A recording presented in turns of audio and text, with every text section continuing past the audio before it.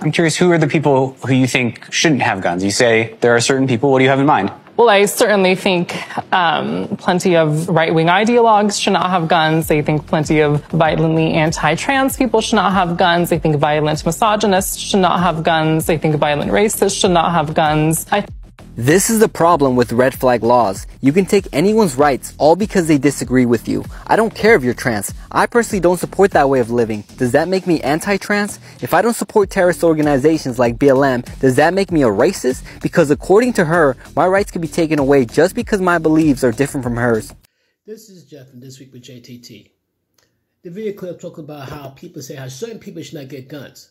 So if I'm hearing this correctly, anybody on the right in general, so if you're a Republican and a conservative, and is on the right, you should not own a gun. So what about those on the left? There have been people who killed other people who were, guess what? Democrats, liberals. But you would never hear on the news, heaven forbid. I had like one story, one person, I think is maybe transgendered, shot up some people, but they try to keep it quiet. Oh, heaven forbid. But he was like a white right-winger. Front page news, 24/7. But my point is this, though.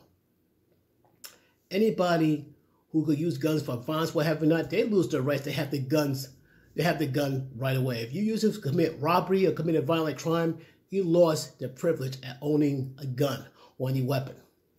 But we have a right to bear arms, to protect ourselves, not just against criminal elements, but from a corrupt government.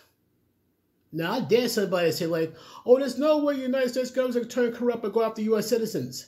If you think about it, they gave us like a little test run during the COVID season. Remember? If you think I'm kidding, check out California. It's getting a little more ridiculous and a lot more scary.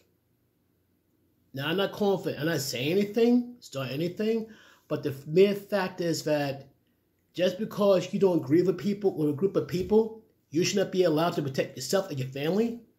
And God forbid you're a victim of violent crime, you deserve to be victimized? No. You have a right to bear arms. Hence, the Second Amendment Act. The moment that Second Amendment Act falls, that's it. The United States as we know it will cease to be. I said what I said. Peace.